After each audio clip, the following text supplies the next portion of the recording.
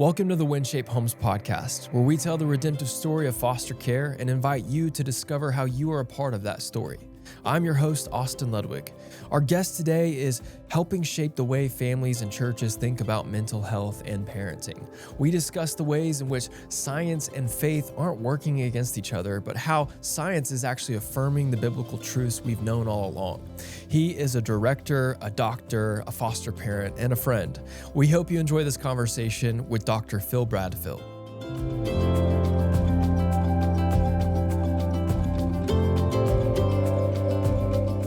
Well, today we are joined by an incredible staff member. We're with Dr. Phil Bradfield. Welcome. Thank you. It's good to be here. Glad you're here, Phil.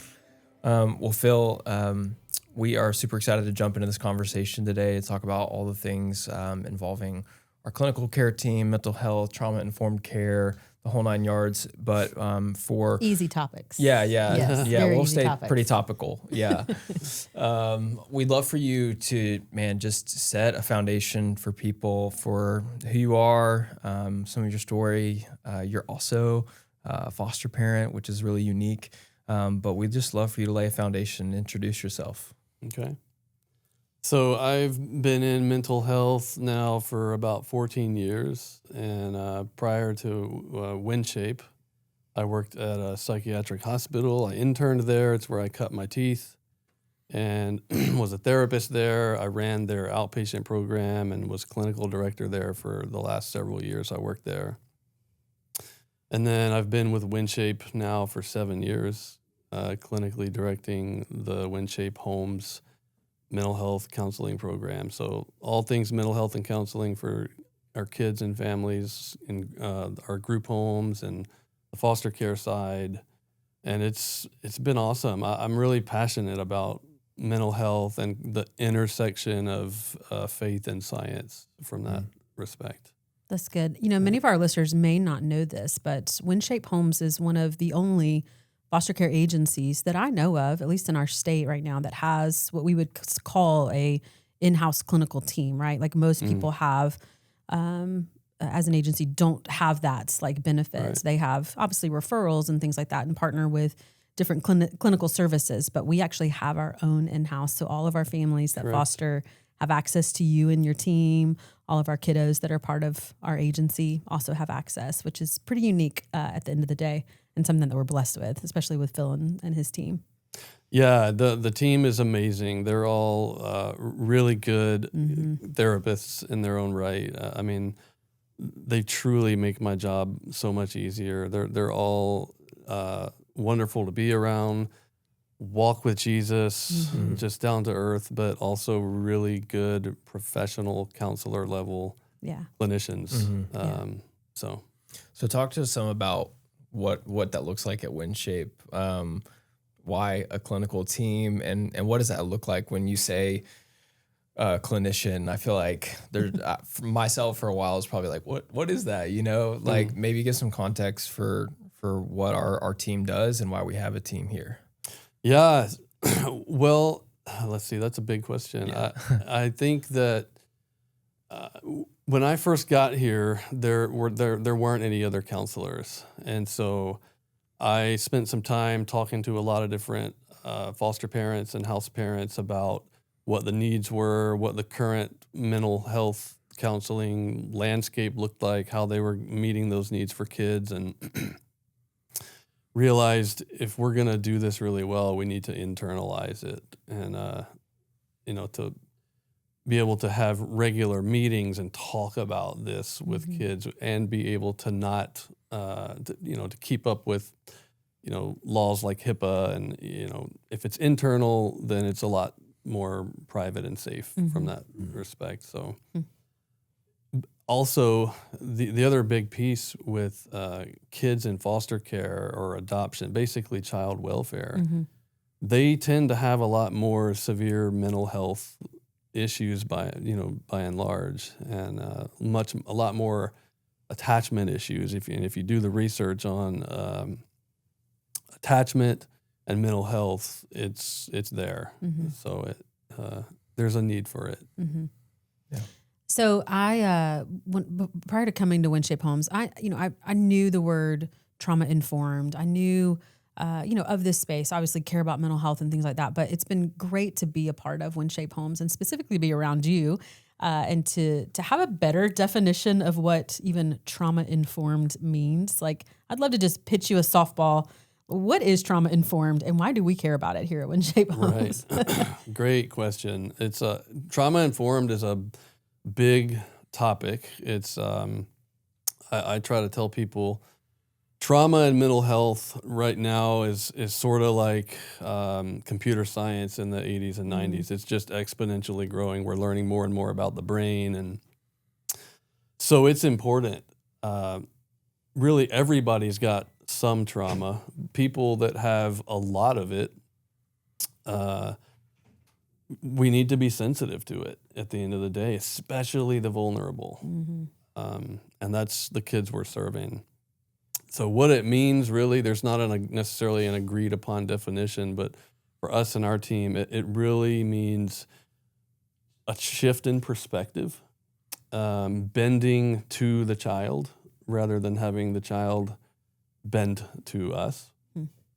The shift in perspective can be as simple as asking ourselves, what's wrong with this person, to what happened to this person. Or people behave badly to people behave unsafe when they feel unsafe. Things like that. So it's giving them grace. I think if I could call it anything and just sum it up, it's unconditional love and grace. It's just scientific terminology that's catching up to what is already true.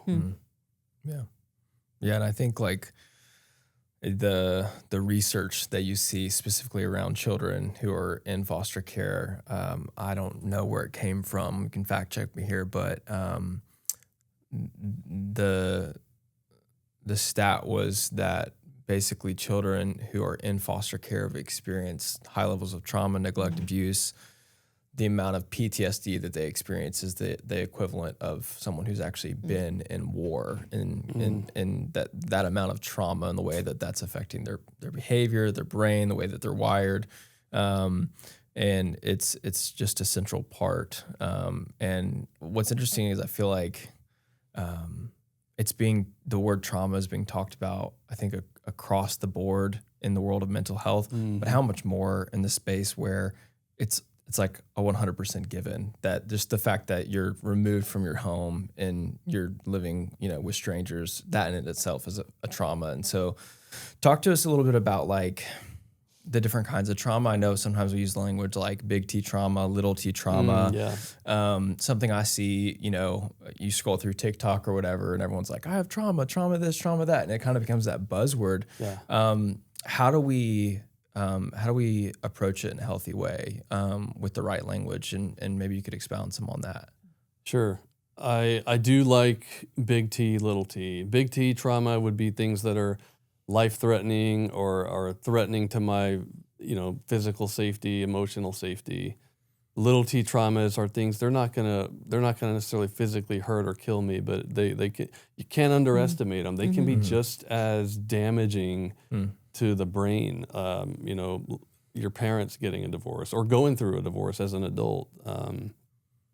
Anything like that creates loss at the end of the day, where we don't have a home for it.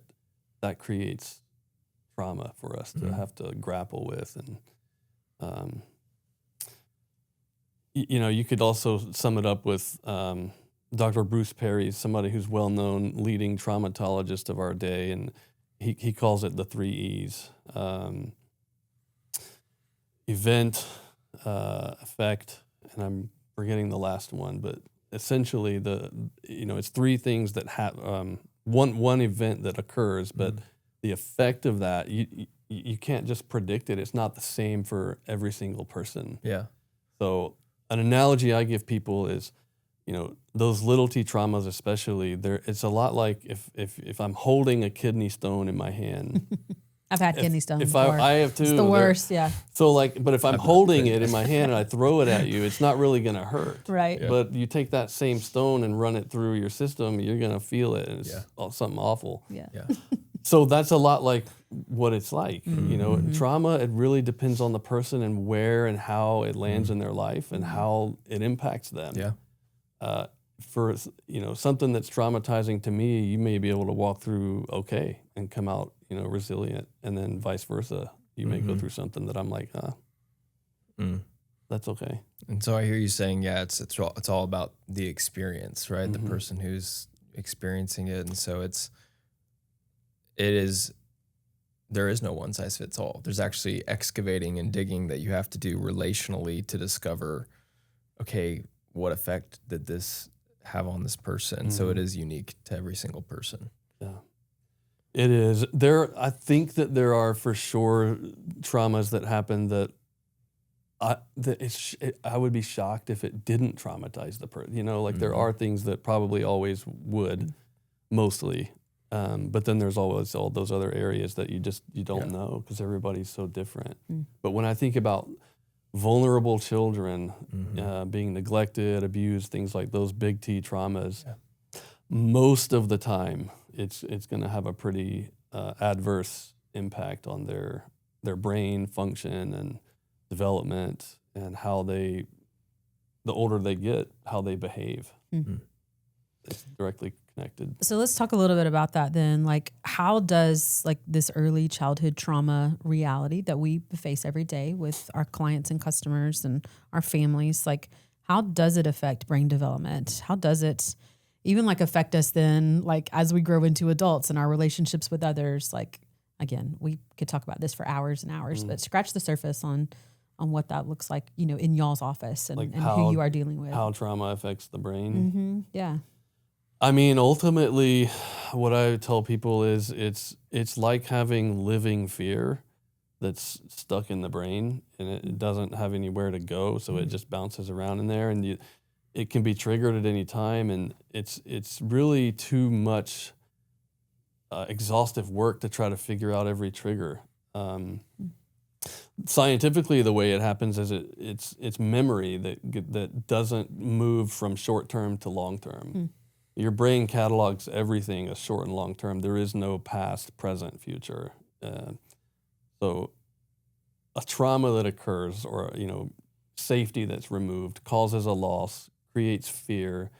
It gets stuck in short-term memory. So when it's triggered, all your brain and body then know is it just happened all over again, even if it's been 10 years.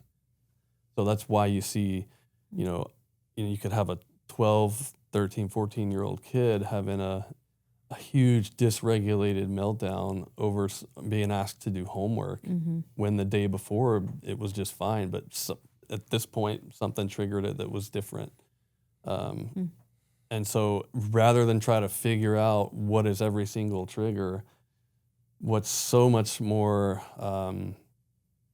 a smoother process, also spirit-led, if you're a believer, is what's happening with this kid, and just it's in the response and being sensitive to them, and the adult staying regulated in the moment rather than reacting to them, and that tends to work a good bit to, at least in that moment, bring them down. There's some practical things you could do, but it's really just fear that's in the brain that doesn't have anywhere else to go, and it's coming out a good bit.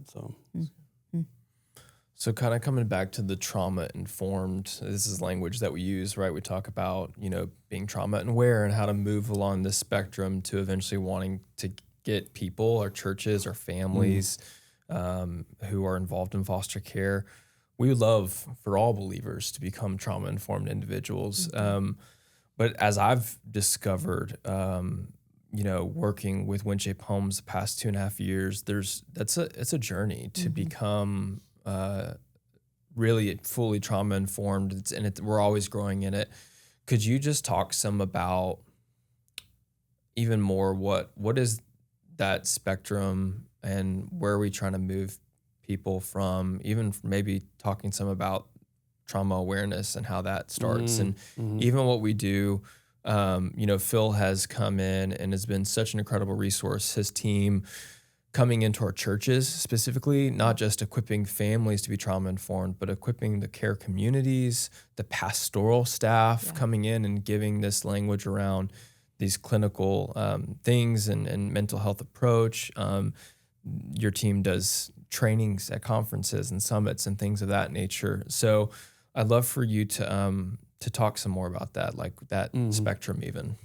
Yeah, it is a journey. It's not one training and I'm trauma informed. It's it starts with awareness, and we can always learn more.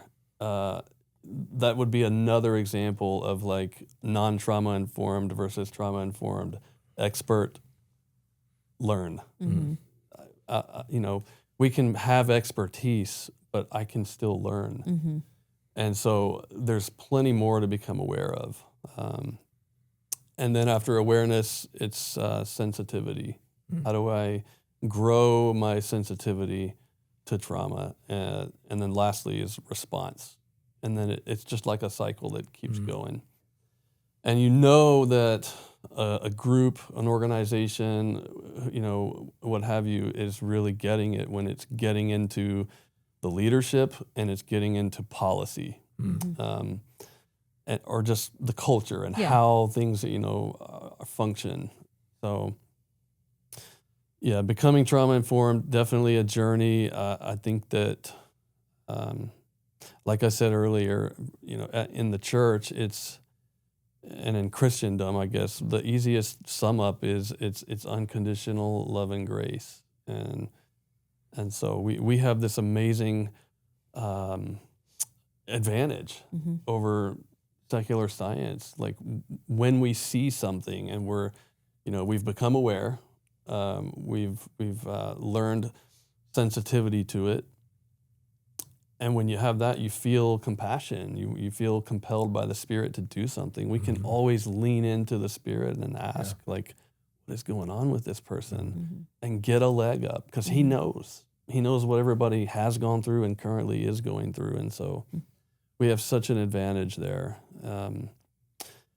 It's especially cool in the church, and it could be in an organization, because from a foster care standpoint, if the church is engaged in, getting sharper at unconditional love and grace, being trauma informed, and their focus is how to do that with foster kids specifically, I think that when you serve the most vulnerable, it has a wide-reaching impact on the whole community.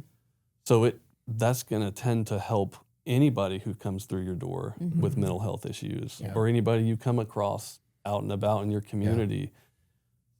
So the more it's focused on as a culture, everybody gets used to it, and it impacts how they roll every day. I mean, I remember actually, was it about a year and a half ago, you introduced us to the concept of the curb cut effect. Yes. We even produced a video that's on our website, about the example of the beginning of the ADA, and like that there was a student at Ivy League school that couldn't access his classes because he was in a wheelchair, and so his friends advocated and began to figure out how to get those curbs cut so that he could access his school. And then what studies proved is that when we cared for the most vulnerable, i.e. cut curbs so that those that needed wheelchair access could access, the curb, that it actually, data showed that it benefited the whole community. So mothers with baby strollers, men pushing carts with heavy things, the elderly not having to step up on the curb, reduce their risk of fall. And so, I loved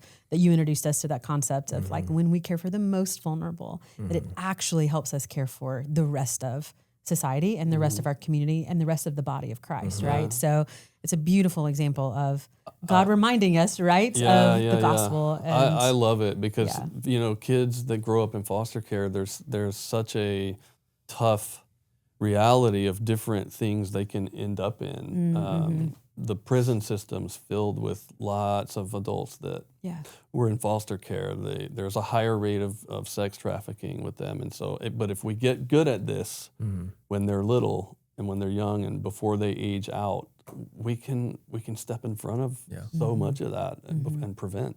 And an added huge bonus is the impact on the community. Yeah.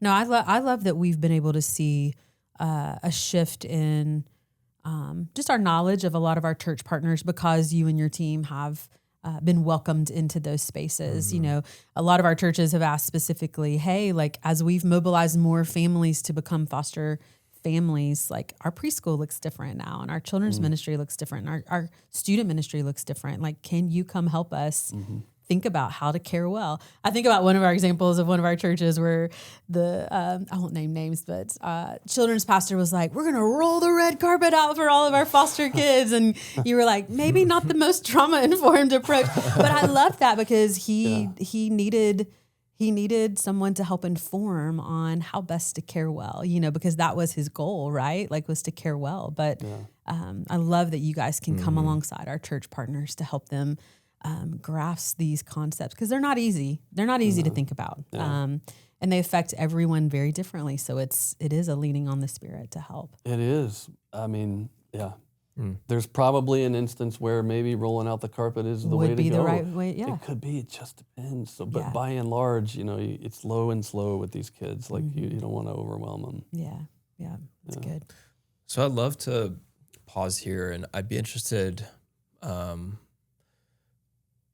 I feel like for foster parents, or I should say potential foster parents, people who are interested in foster care, just through conversations in the community, I think what I hear people talk about wanting more resources, this is definitely a space where that seems to be the case, especially for people who are exploring this and they go, hey Phil, I'm not equipped. I don't know enough about this. I don't know what does readiness look like. Trauma, that seems like you're talking about mental health, you're talking about clinical stuff.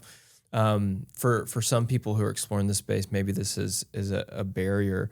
What would you say to those people who have concerns there, who want to learn more? I mean, what's your general take on that?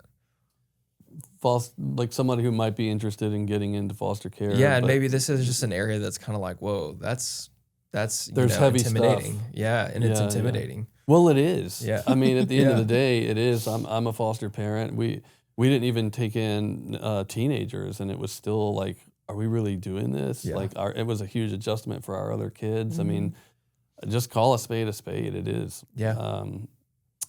But you know, if you're feeling led to it or realize, you know what, this is like the next right thing for us to do. It's scriptural. There's no reason we shouldn't.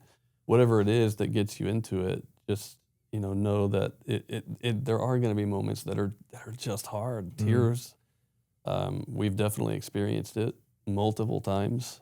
But at the end of the day, you know, what I would say from a faith perspective is I love one of the things Jesus says about children, and that is, to the one who welcomes a little child in my name welcomes me, and the one who welcomes me, of course, welcomes the one who sent me. So there's this increase of like kingdom culture that begins to show up, and you're not going to just get that any other way.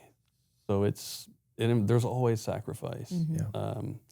It is, and not everybody is necessarily, I guess, called or is it maybe in a season to do it. That may come later or whatever it is. But if you're able to, it's going to be hard. But so if I'm thinking about fostering, or you know, you guys intervene or interact with all of our families. And individuals who are fostering, what are some things to maybe assess your readiness when it comes to being trauma aware, trauma informed, as you are considering fostering? Or even examples of some of our families that we have that you wish they maybe had thought through before stepping into their journey of fostering. If they knew about or thought about before they started fostering. Well, I mean, I've certainly wished so much that there was more thorough, trauma-informed, at least awareness, because I feel so many foster parents, adoptive parents hit a wall, a shocking place of like, we didn't expect it. It's not what we thought it would be. This kid isn't, we rescued him. He's not even thankful. Like, of course not. He's traumatized to even be there, right? But we don't necessarily stop to think that. So knowing things like that in advance, one thing that can help for sure is knowing like what is our own personal attachment style. There's only 4. So everybody lands somewhere. It's a bit of a spectrum, and it's not like IQ where it's set in stone, but it's we can mature in it. So there's either secure attachment, which is what we're after, or 3 different types of insecure attachment. There's really no such thing as an unattached person. They're either securely attached and connected, or they have some type of insecure attachment, which makes us either perform for love or withdraw when we feel disconnected, or what we see a lot of is kids that have what's called reactive attachment disorder.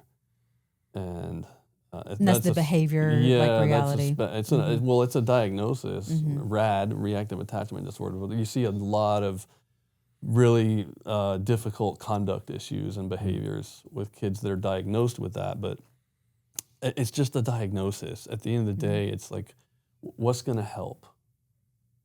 What's going to help a person that can't save themselves? Well, we got to bend to them. We can't ask them to bend to us. That's what God did for every single one of us. You can't get more bending than to be God and become human. Still be God, but he became fully human. I mean, he fully submitted to that and bent to us because we were not able to save ourselves.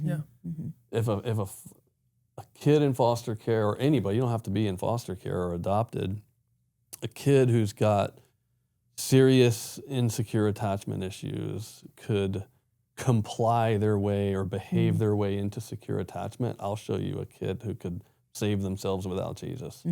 It's not going to happen. They've got to have it done for them, just like we needed it. God gave us that, and it's got to be done for them. That's good. Yeah. So even with that, then why is understanding attachment then really important? Like, as you're stepping into this space of, that seems like a lot of work, quite frankly, as the bender, you know what I mean? And like, it is. how do you get informed? I mean, where do you discover that? And again, that's why I'm thankful for your team, because anyone who engages with WinShape Homes gets that access. But how do you even begin to discover what your attachment style is? It is a lot of bending. I think that comes back to what I was saying earlier. There's no way around the sacrifice that is involved. It will be forced, right, at some point, even if you, or will be broken in the process. I mean, one way or another. So, I think if you're thinking about fostering or adopting and you're not there yet, one thing you could do is, there's free ones online, like a quick attachment quiz. They're actually fairly accurate. They take 7 minutes probably, and can give you 4 data points, kind of like, how's your overall attachment, like on average? How is it with you individually? Or your spouse if you're married? If you're not married, just individually with friends, and then how is it with your parents? So it digs into childhood some, but then also brings it up to current day. So you can kind of see on a quadrant how securely attached you're able to live. If I'm, for example, if I landed with an anxious attachment, that's one of them. These are people who grew up, they were taught you perform to gain love, you perform to get what you want. It creates anxiety in the person because there's always this thought of like, I could lose you. And so, and even we transfer that to God. Like, I work for his love instead of working from a place of love where it's secure. And so, knowing our own attachment style can help us in, if I know, like, if I know I'm not secure, it might be great to do, 6 or 8 sessions with a therapist. And, a good therapist will know that a client sets their own goals. So you tell them right up front, hey, I'm insecure with my attachment and I want to get more secure. They can help with that. So that's one thing that certainly comes to mind.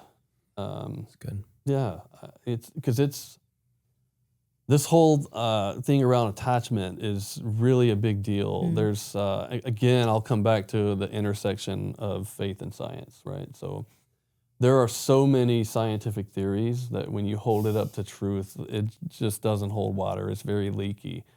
When you look at the basic tenets of attachment theory, it actually does hold water. I mean, essentially it is that every human being longs for connection from birth with at least one caregiver. That's what they call it, or how they phrase it.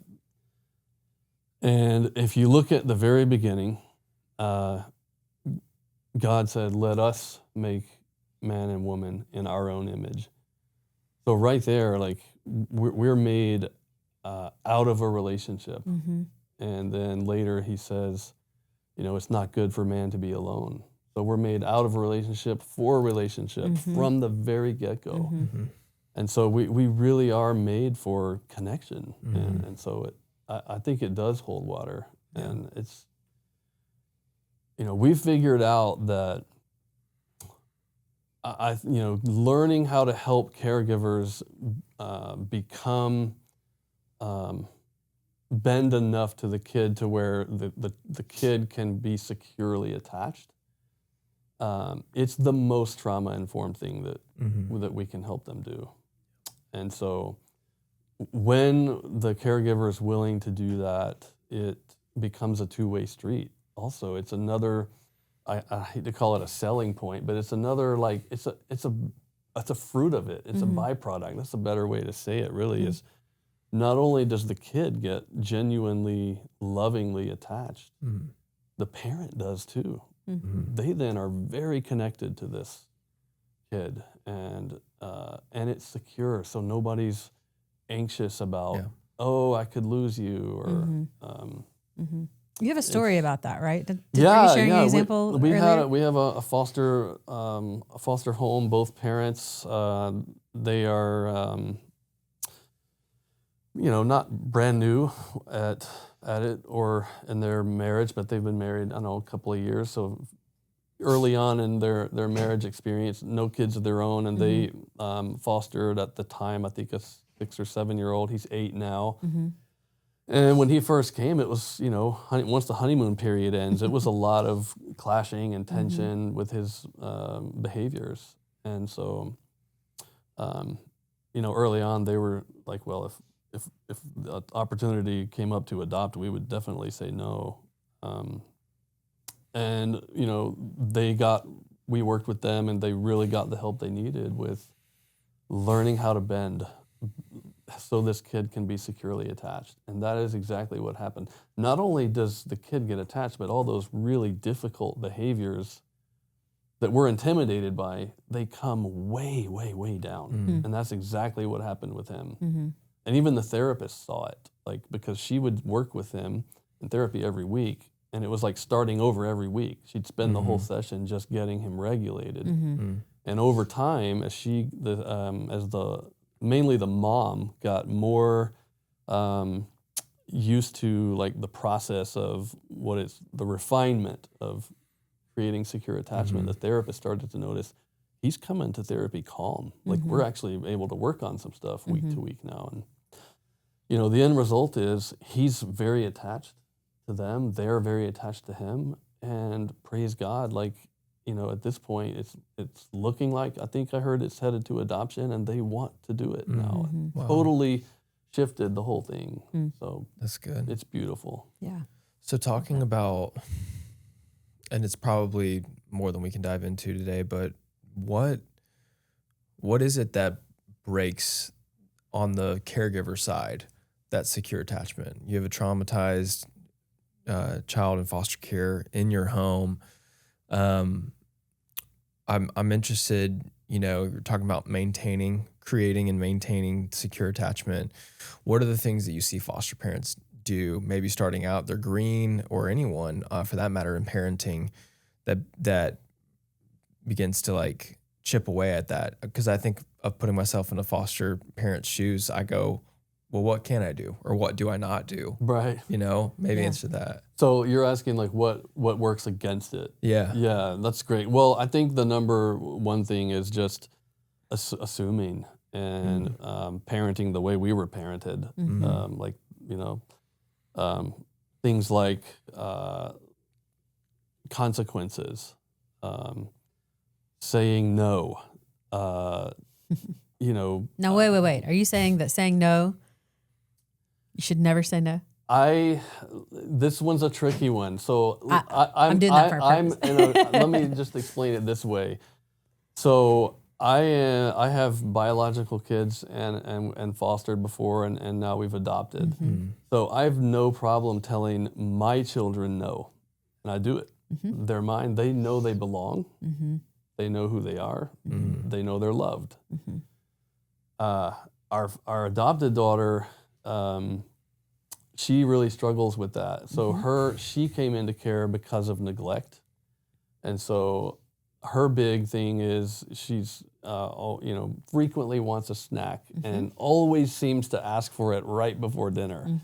And so rather than just say no, because when you tell a foster kid that, all that neglect and all that trauma floods their brain, and all they hear is, they don't just hear you're declined, they hear there's not going to be enough. You won't get to eat. You're going to get neglected. Nobody loves you. Nobody cares about you, and you're not good enough. All that comes up, not just, oh, no. Yeah. So rather than say no, you got to sort of roll with it and be like, you can have that as soon as dinner's over, which is in 10 minutes. It's just a lot smoother way to do it. I know there's this whole thing like, don't tell kids no. I don't think that. But I'm way more sensitive and careful with kids that come from hard places because of what they've been through. And if you don't see that, you probably shouldn't do this work. It's good. That's good. Yeah. Yeah, and what I hear you saying is that consequence doesn't beget fruit without first having connection, Exactly. And that's what attachment is. It's figuring out how to form that. And I just continue to come back to, like, I love the story of Jesus and the woman caught in adultery, getting ready to be stoned. And, Jesus comes in and he before there's ever a, I'm sorry, I repent or anything, he offers love, connection, and, he stoops down into the dirt. He protects her completely, and he offers her,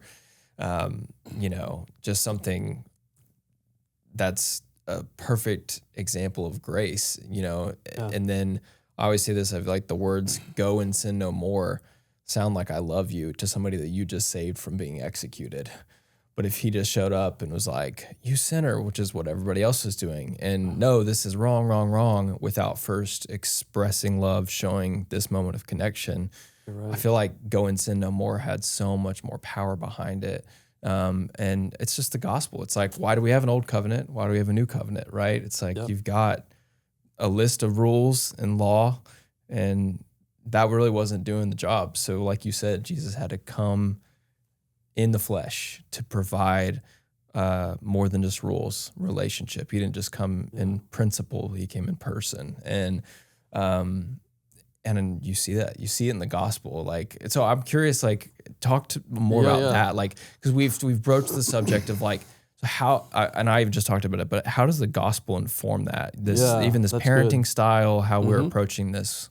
Well, the way you just said it all was great. I mean, I think the only couple of things I might add to that is I think it's theologically safe to say Jesus put the relationship above the need to be right, so to speak. Like it's not that he's right because he's righteous, right? But he put the relationship with us in front of that. Yeah. So like what you're saying with the woman, like get the connection first then they're willing to. It's the old adage: nobody cares how much you know until they know how much you care. Yep. It's sort of like that, and even like earlier I said avoid saying no, and there's probably a place where that does work, but consequences and punishment really is adverse and can really set things back with these kids, and so what about that? God does that. God's, even in the New Covenant, look in Hebrews, it talks about discipline. But the key there is he disciplines the sons he loves. So we got to be a son or a daughter first. And then he will implement discipline because he loves you. In fact, that's one of the ways to know that you belong to him is like, I'm being disciplined. It's because he loves you. He loves you too much to leave you that way. Yeah. So same thing, like I can discipline my biological kids a lot easier and quicker than our adopted daughter because they know they belong, they know who they are, they have our last name. She does too, but it's still new. So we gotta belong first. And he's not trying to punish and discipline the world who don't belong to him. He's trying to win them over, and I go back to Romans 2. It's the kindness of God that wins people over to change their ways. And once they do that, they step into faith, then they belong. Sure, then he'll discipline. But I think that's another really important lens. Like those are things that really get in the way of creating that attachment that holds so well. When you discipline, you don't, most of the time, when there's secure attachment, I would say most of the time, not every time, but you don't need much more than your voice, really. And that bears out when you read John 15, where Jesus is talking to them essentially about secure attachment. He's saying, remain in me, remain connected, remain attached to the vine. You're the branches, I'm the vine. And so but he tells them first, you're already pruned because of the words I've spoken to you. You're already clean. The vine dresser is going to prune, but like he tells them they're already clean. It's the same word as prune. And he uses his word for that. So you don't need much more than your voice to discipline even those who belong to you. One of the things, Phil, that I do love about your leadership and your team specifically is even the things you just articulated. Even one of our listeners may be going, yeah, great, but you're not in my household. Right. Where, like I am fostering and they've run away 12 times in the last 3 weeks. Yeah. And we are constantly in crisis. We are constantly in behavior reality. But what I love about y'all's team is that's okay. And like, it's not scary and great. So we're not looking for perfection, right? We're here to help coach and to come alongside even as clinicians, right? Like in this space, because it's never a pretty picture. It's never a perfect picture. Sure. Yeah, absolutely not. And neither is it in my own home. Yeah, right. Yeah, it's nuts. It's crazy sometimes. And so I'm curious how you guys even how do you help build resilience even in our families, that are in your office? Yeah, resilience is really important piece. I would say it's the antidote to trauma. Let me start with this. There's a common fallacy. Children are resilient. People believe that. The thing is, if that were true, our prison system wouldn't be filled with adults that grew up, half of them in foster care. System, so it isn't true. Children become resilient. Their bodies are more resilient. They go through a physical trauma. They're going to heal faster than an adult because they're smaller. Emotionally, they're sponges. They're so vulnerable. And if you put them in an environment of chaotic abuse and neglect, they're not resilient. They're going to succumb because they're even more vulnerable than an adult with life experience. Yeah. So that's one thing, is just recognizing that, like you're starting not even at ground level, you're starting beneath that because of what they've gone through. So building resilience into them. We actually have a resilience assessment we use along with a trauma assessment, so we can see, like, okay, how much has their brain absorbed trauma and how resilient are they to it? And so, a few of the things are, treating them with compassion and empathy. Those things I talked about, bending to them, showing them grace. Maybe think about different ways to respond to them than just no or jumping right to consequences. All those kind of things over time build resilience into them, because it shows they're cared for. It shows them like, no matter what I do, I'm loved. And that is what ultimately sort of, reallocates the neuropathic problems that are going on in the brain to something healthy for them. So, yeah. That's good. I love hearing you say we have an approach, a model that we utilize when we have a new child who's in foster care, placement's happening. We go, okay, like we're gonna like assessment, evaluating. It's not just like some test that we run, but it's a desire to discover and to know the why behind what's going on with the child and the behaviors, and what are the beliefs behind the behaviors, and figuring out, just continuing to excavate and realizing that every child, every trauma is different, and discovering and assessing where they're at is so critical when it comes to every single kid. But I also hear you saying that it's important for foster parents and people who are interested in fostering to have self-assessment too, to discover, how is their trauma that they've experienced going to come out? How does their attachment style come out in that? And that it's important to discover that. So there's so much that we can unpack. We've already, talked a good bit. And what excites me, Phil, is that there is so much that we get to explore and dive into with you and with your team. And I just, again, sitting down with you today, I think I can speak for both of us, just how grateful we are for not just your time today, but your investment, for what's being cultivated here at WinShape. When I came on staff with WinShape Homes, I was surprised by the robust nature of this team and how it's even grown in the past handful of years and where it's heading. And it really excites me, not just for those that we serve in the world of churches, but really I